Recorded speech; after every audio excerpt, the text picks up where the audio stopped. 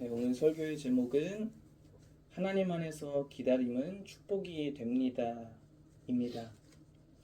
본문 말씀 시편 62편에서 1, 2절 말씀 개역개정과 세번역 성경으로 함께 읽도록 하겠습니다. 나의 영혼이 잠잠히 하나님만 바라며 나의 구원이 그에게서 나오는도다.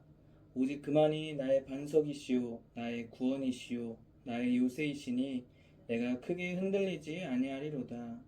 내 영혼이 잠잠히 하나님만을 기다림은 나의 구원이 그에게서만 나오기 때문이다. 하나님만이 나의 반석, 나의 구원, 나의 요새이시니 나는 결코 흔들리지 않는다. 아멘. 우리는 인생을 살아가면서 배우는 것이 참으로 중요하다는 사실을 알고 있습니다. 이 배움 가운데 끊임없이 어쩌면 태어나서 죽는 날까지 배우는 것 중에 하나는 바로 기다림일 것입니다. 부부가 한 몸이 되어 자녀를 계획하며 기다림을 갖게 되고요.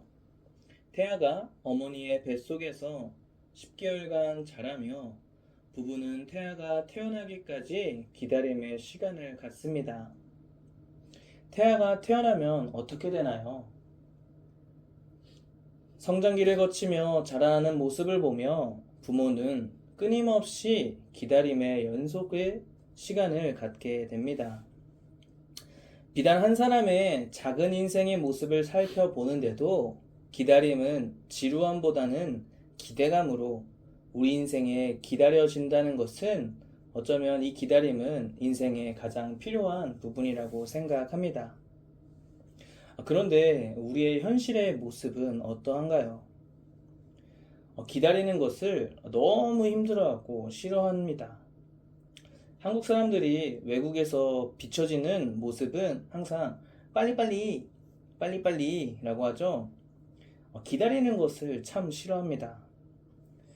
회사 안에서 근무하는 사람들 모습 가운데 일의 속도가 있고 요청하면 빠르게 수신되고 답변에서 일 처리되는 것을 좋아하는 사람이 있습니다. 또 반대로 기다리는 것을 태생적으로 힘들어하는 사람이 있다는 것입니다. 회사뿐만 아니라 가정 안에서도 밥을 빨리 먹어야 하는 것, 또 화장실을 빨리 갔다 오는 것, 이러한 많은 것들 일상생활 속에서 우리는 빨리빨리 하는 것을 너무나도 좋아하기 때문에 이 세상을 살아가며 기다리는 것은 참으로 쉽지 않은 것입니다. 만약 부모가 아이가 태어나자마자 걸어가고 또 아이가 태어나자마자 말을 하는 것을 기대하는 부모는 정상이 아닐 것입니다. 인생에 있어서 순서가 있듯이 죽음의 여정을 걸어가는 과정에서도 우리는 기다림을 경험하게 됩니다. 누군가에게 있어서 이 기다림은 고통의 기다림일 수 있고요. 누군가에게 있어서 이 기다림은 다시 찾아오지 않을 소중한 시간으로 바라보는 사람도 있다는 것입니다. 이처럼 우리 인생에 있어서 굴곡 가운데 기다림은 항상 존재하고 있고 어쩌면 천국 가는 그날까지 우리는 예수님 오실 그날을 기대하고 또 준비하는 자들로 살아가야 할 줄 믿습니다. 특별히 시편 기자가 말하는 기다림은 우리가 인생을 살아가면서 일상생활 속에서 누군가를 바라보며 나아가고 있는지 정확히 밝히고 있는 본문이 오늘 1절 말씀입니다. 1절 말씀 개역개정과 세번역 성경으로 한 번 더 읽도록 하겠습니다. 나의 영혼이 잠잠히 하나님만 바라며 나의 구원이 그에게서 나오는도다. 내 영혼이 잠잠히 하나님만을 기다림은 나의 구원이 그에게서만 나오기 때문이다. 아멘. 시편 기자는 나의 영혼이 하나님만을 바라고 기다린다라고 말합니다. 인생의 가장 어려운 순간에 우리는 사람을 바라보는지, 돈을 바라보는지, 환경을 바라보는지, 아니면 하나님을 바라보는지 생각하게 되는 오늘 본문의 구절입니다. 하나님을 믿는다고 해서 고통을 안 받는 것이 아닙니다. 오히려 성경에서 말하는 그리스도인은 잘 되고 잘 사는 것이 아니라 예수님을 믿는다고 고백해도 우리가 이 세상을 살아가며 손해보고 차별받아도 기꺼이 순종할 수 있는가를 우리에게 말하고 있다는 것입니다. 시편 기자는 하나님만을 바라보고 기다리는데 그 이유가 바로 나의 구원이 오직 하나님에게만 나온다 라고 고백하고 있습니다. 이어서 2절 말씀입니다. 오직 그만이 나의 반석이시요 나의 구원이시요 나의 요새이시니 내가 크게 흔들리지 아니하리로다. 하나님만이 나의 반석, 나의 구원, 나의 요새이시니 나는 결코 흔들리지 않는다. 아멘. 시편 기자는 오직 하나님만이 나의 반석, 나의 구원, 나의 요새이시니 나는 결코 흔들리지 않는다 라고 고백합니다. 제가 비관적으로 성경을 바라보는 것이 아니라 하나님을 믿고 따르는 이들에게 있어서 이러한 기다림과 확신의 믿음을 소유하고 있을수록 대적자들에 대한 또는 그 사람을 향한 시험은 반드시 따라오게 되어 있다는 것을 성경을 통해 알 수 있습니다. 어쩌면 하나님은 이 기다림 속에서 우리의 믿음이 흔들리지 않는 믿음을 소유하고 있는지, 그럼에도 하나님을 끝까지 바라보고 있는지 하나님께서 우리의 신앙을 점검하시기를 원하시는 것 같습니다. 시편 62편을 보면 1, 2절에 너무나도 은혜로운 말씀 이후에 바로 대적자들의 공격으로 여러 사람이 자신을 죽이려고 공격받는 시인의 모습이 보이고요.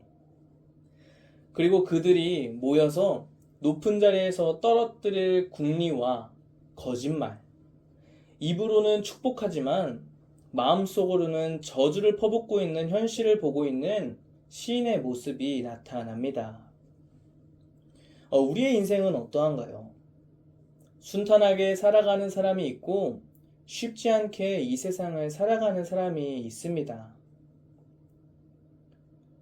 저의 얼굴은 안 보이지만 저는 어렸을 때부터 표정이 좋지 않다는 이유로 많은 오해를 받았습니다. 가만히 쳐다보는 얼굴을 봐도 무슨 불만 있는 사람 취급을 받았고요. 많은 오해를 받다 보니 스스로 거울을 보며 우는 연습도 참 많이 했습니다.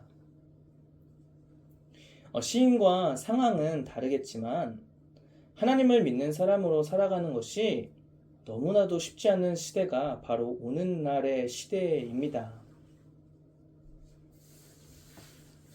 지금에야 돌이켜보면 저의 연약함과 부족함이라는 단어로 합리화할 수 없을 정도로 엉망의 삶을 살았지만 그 가운데 내 힘으로 무엇인가 하려고 하는 것이 아니라 하나님을 바라보며 기다렸어야 했는데 그러지 못하고 저의 스스로 교회에서의 모습과 또 세상에서의 모습이 너무나도 달랐던 저의 모습을 반성하고 회개하는 시간도 참 많았습니다.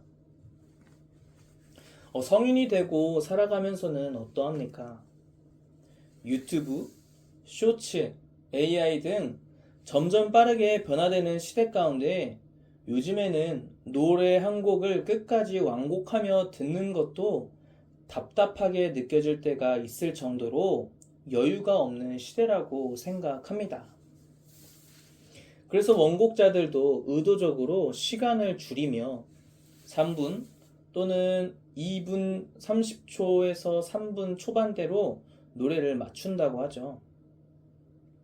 우리는 그래서 눈에 보이는 것과 입는 것, 또 타는 것, 또 사는 것 등 비교할 것이 너무나도 많은 이 시대 속에서 우리는 어떠한 가치관과 기준으로 우리가 살아갈 건지 오늘 본문 말씀을 통해 우리는 정확히 점검해 볼 필요가 있다는 것입니다. 잠잠히 하나님만을 바라보는 시인이어도 그에게 고통과 고난은 변함없이 찾아오는 손님과도 같았습니다. 믿음으로 하나님은 나의 반석, 나의 구원, 나의 요새이시기에 결코 흔들리지 않는다고 고백해도 바로 몇 분 후, 며칠 후 또 다른 문제와 어려움을 겪는 시대가 바로 오늘날 시대라는 것입니다. 그런데 중요한 사실은 시인은 끝까지 그 믿음을 소유하고 흔들리지 않았다는 것입니다. 5절 말씀입니다. 나의 영혼아 잠잠히 하나님만 바라라. 물은 나의 소망이 그로부터 나오는도다. 내 영혼아 잠잠히 하나님만 기다려라. 내 희망은 오직 하나님에게만 있다. 아멘. 아까 말씀드린 것처럼 시인이 하나님을 바라보며 결코 흔들리지 않는다고 고백하는 그 다음 구절 3, 4절에는 시인을 향한 대적자들의 공격과 비난, 그리고 거짓과 그를 앞에서는 축복된 말은 하지만 마음속으로는 저주를 퍼붓는 그러한 상황에 처해 있는 시인의 모습입니다. 하나님을 바라보면 바로 그 순간 하나님께서 구원의 손길을 보여주실 것 같지만 그렇지 않고 침묵하신 하나님을 경험하는 게 현재 시인의 모습입니다. 폭풍 속에 고요함이 있는 것처럼 인생의 폭풍 속에서도 잠잠히 하나님만을 바라보고 기다리고 있다고 시인은 고백하고 있습니다. 그러면서 자신의 희망과 소망은 오직 하나님에게만 있다고 고백합니다. 시인은 끝까지 하나님을 바라보고 기다리는 견고한 믿음의 소유자였다는 것입니다. 그리고 이제는 기다리고 바라는 것에만 끝나는 것이 아니라 다시 한번 오직 하나님만이 나의 반석이시오, 나의 구원이시오, 나의 요새이시니 내가 흔들리지 아니하리로다. 그러면서 나의 구원과 영광이 하나님께 있으며 내 힘의 반석과 피난처도 하나님께 있다고 시인은 6, 7절에 고백합니다. 순서를 보면 경이로울 정도로 견고한 믿음의 고백을 하고 있습니다. 어쩌면 이 말씀은 이 세상을 살아가는 저에게 또 여러분에게 반드시 필요한 말씀이라고 생각합니다. 하나님을 향한 믿음의 고백 후에 찾아오는 이 기다림의 시간에 흔들리지 말고 더욱더 견고히 하나님만을 바라보며 기다리는 믿음의 여정처럼 말이죠. 인생은 쇼츠처럼 바로바로 까딱하며 넘기는 것이 아닙니다. 누군가의 기다림이 성장의 발판이 되고 또 누군가의 배려와 인정이 한 사람의 인생을 서로 세우며 나아간다는 것입니다.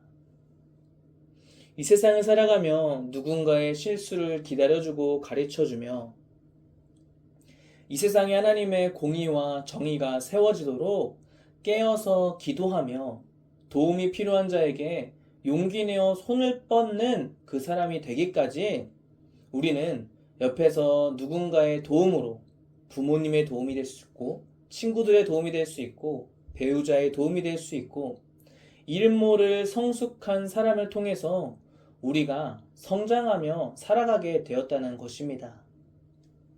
마찬가지로 하나님을 믿는 자에게 있어서 하나님께서 우리를 향한 배려와 도움이 있었기 때문에 우리의 피난처가 하나님밖에 없다는 것을 우리는 고백해야 할 줄 믿습니다.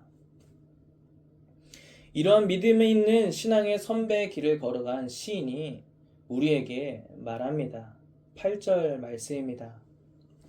백성들아 시시로 그를 의지하고 그의 앞에 마음을 토하라. 하나님은 우리의 피난처시로다. 하나님만이 우리의 피난처이시니 백성아 언제든지 그만을 의지하고 그에게 너희의 속마음을 털어놓아라. 아멘. 하나님만이 우리의 피난처이시니 그의 앞에서 하나님만을 언제든지 의지하고 우리의 속마음을 하나님께 털어놓으라고 말합니다. 우리가 이 세상을 살아가면서 속마음을 털어놓을 수 있는 사람이 있다는 것은 정말 귀한 하나님의 축복입니다. 하지만 우리의 100% 모든 것을 오픈하며 말할 수 있는 사람은 한계가 있을 수밖에 없습니다. 그러나 하나님께는 우리의 속에 있는 모든 말들을 100% 오픈해서 말해도 된다는 것입니다. 우리의 피난처 되시는 하나님께 우리의 모든 것을 말하고 의지하는 것이 시인의 말대로 하면 그것이 지혜이고 축복이라는 사실입니다. 시인은 이 세상을 살아가면서 많은 경험을 한 것 같습니다. 하나님을 제외하고 다른 누군가에게 말하는 사람에게는 입김과도 같고 속임수처럼 나의 말이 다른 누군가에게 쉽게 흘러간다는 것을 시인은 경험했습니다.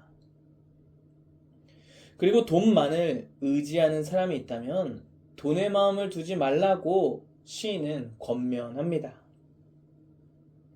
하나님께서 허락하시는 재정은 필요한 곳에 바로바로 쓰일 준비가 되어 있습니다. 그래서 하나님께서 우리에게 재정을 허락해 주셔도 준비되지 않는 사람에게는 하나님께서 그 축복의 길을 열지 않는다는 것입니다. 특별히 이 세상을 살아가며 재정에 묶인 자들도 풀어지는 귀한 역사가 있기 위해서는 시인의 고백처럼 하나님을 의지하며 하나님을 바라보며 하나님을 기다리는 축복을 깨달아야 할 줄 믿습니다. 우리 삶에 재정뿐만 아니라 인간관계, 가정, 많은 영역에 묶인 것들이 있다면 하나님만을 바라보며 그것을 풀어내는 귀한 주님의 축복의 통로가 되는 저와 여러분 되기를 축복합니다. 그러면서 시인의 마지막 결론입니다. 11절에서 12절 말씀입니다. 하나님이 한두 번 하신 말씀을 내가 들었나니 권능은 하나님께 속하였다 하셨도다. 주여 인자함은 주께 속하오니 주께서 각 사람이 행한 대로 갚으심이니이다. 하나님께서 한 가지 말씀하셨을 때에 나는 두 가지를 배웠다. 권세는 하나님의 것이요 한결같은 사랑도 주님의 것이라는 사실을. 주님께서는 각 사람에게 그가 행한 대로 갚아 주십니다. 아멘. 11절에 기록된 권능, 권세의 원어는 오즈입니다. 이 오즈의 의미는 위엄, 찬송, 힘, 안전, 강함을 뜻합니다. 풀어서 말씀드리면 하나님께 속한 것은 하나님께 속한다는 것은 하나님께 안전, 강함, 힘, 위엄을 얻게 된다는 것입니다. 우리가 의지하는 하나님은 우리에게 위엄과 힘을 보장해 주십니다. 우리가 믿고 따르는 하나님은 우리에게 안전과 강함을 보장해 주신다는 것입니다. 우리의 대적자들을 물리쳐 주시고 우리의 믿음의 여정을 끝까지 지키며 살아갈 수 있도록 길을 열어주시고 지켜 보호해 주시는 분이 바로 우리가 믿고 따르는 하나님이라는 사실입니다. 그리고 12절에 갚으심의 원어는 쌀람인데요. 의미는 안전하다, 끝내다 라는 의미를 갖고 있습니다. 한결같은 사랑도 주님의 것임과 주님께서 각 사람에게 그가 행한 대로 갚아주신다는 것이 그가 행한 대로 안전하게 행해 주시고 그의 인생에 마침표를 그 모든 기다림에 마침표를 찍어 주신다는 것입니다. 여기서 각 사람이라는 의미는 개인을 의미하는데요. 개인 한 사람이 하나님께 믿음으로 행한 대로 또 개인 한 사람이 하나님께 믿음으로 고백한 대로 하나님께서 안전하게 지켜주시고 보호해 주시고 마침표를 찍어 주신다는 것입니다. 사람은 한계가 있습니다. 반대로 하나님은 한계를 뛰어넘어 초월하시는 분이십니다. 기다림의 여정 가운데 있는 분들 계신다면 끝까지 하나님을 소망으로 두고 하나님만 바라며 기다리는 자들 되기를 축복합니다. 우리의 입술의 고백이 신실하신 하나님을 바라보며 살아갈 때 시인의 고백처럼 하나님은 나의 반석, 나의 구원, 나의 요새이시니 내가 결코 흔들리지 않는다 라고 고백하는 시인의 입술의 고백이 되기를 축복합니다. 그리고 기다림 가운데 하나님은 우리의 피난처이시니 언제든지 하나님만을 의지하고 우리의 속마음을 하나님께 털어놓고 자유함을 얻는 저와 여러분 되기를 주님의 이름으로 축복합니다. 말씀을 맺으려고 합니다. 제가 기다림과 지루함의 의미로 어떤 글을 읽어 보았는데요. 제가 그 글을 읽어 드리도록 하겠습니다. 기다림과 지루함은 낭비가 아니라 여백입니다. 그 여백이 있어야 삶의 문장이 완성됩니다. 인간은 기술의 발전으로 인해 인간이 기다리는 시간과 지루함의 경험을 잃어가고 있다고 합니다. 사람들은 더 이상 우체통 앞에서 편지를 기다리지 않습니다. 연필을 들고 누군가의 마음을 헤아리는 시간도, 햇살을 바라보며 사색하던 순간도 줄어들고 있습니다. 지루함은 곧잘 시간 낭비로 취급되고 기다림은 무능함처럼 여겨집니다. 이 글을 보는데 기다림과 지루함은 낭비가 아니라 여백이라는 말이 인상적이게 다가왔습니다. 이 여백이 있어야 삶의 문장이 완성되고 그리고 이 모든 기다림은 어쩌면 여유를 갖지 않는 상태에서 또는 확신이 있지 않은 상태에서는 이 기다림은 불가능하다는 사실입니다. 그래서 성경에서 하나님의 말씀을 받은 후에도 또 기도 후에도 그 말씀과 기도가 성취되기까지 기다림이 필요하다는 것입니다. 이 기다림은 믿음입니다. 아브라함에게 아들을 주겠다고 약속하셨지만 금방 주시지 않으셨습니다. 그의 인생에 있어서 25년이라는 시간이 지났습니다. 아브라함은 그 기간을 참지 못하고 이스마엘을 낳았습니다. 사울왕은 어떻습니까? 사울왕은 기도의 응답이 오지 않자 기다리거나 회개하지 않고 곧바로 엔돌의 신접한 여인을 찾아갑니다. 기다림을 견디지 못하며 멸망을 자초한 일이었습니다. 아까 말씀드린 것처럼 기다림과 지루함은 낭비가 아니고 여백이고 그 여백이 있어야 삶의 문장이 완성된다고 합니다. 우리가 이 세상을 살아감에 있어서 시인처럼 권세는 하나님의 것, 한결같은 사랑도 주님의 것이라는 사실을 믿는 그 기다림 속의 여백이 이 말씀으로 채워지기를 바랍니다. 기다림 가운데 지친 마음 그대로 하나님께 나아가는 지혜 있는 자가 되기를 축복합니다. 우리가 기다림의 여백 가운데 하나님께 믿고 구하는 그 모습을 하나부터 10까지 기억하시는 하나님께서 우리 인생에 깊이 있는 여백과 그리고 그 여백을 통해 인생의 완성되심을 하나님께서 반드시 채워주실 줄 믿습니다. 하나님은 우리를 안전하게 지켜보호 해주시고 우리 삶의 모든 문제에 마침표를 찍어주신다고 말씀을 통해 우리에게 약속해 주셨습니다. 우리 인생을 살아가며 기다림의 속에 있는 그 여백 가운데 그 여백에 하나님의 은혜와 하나님을 믿는 그 믿음의 고백을 통해 우리 인생을 완성하시는 그 하나님을 경험하는 저와 여러분 되기를 주님의 이름으로 축복합니다.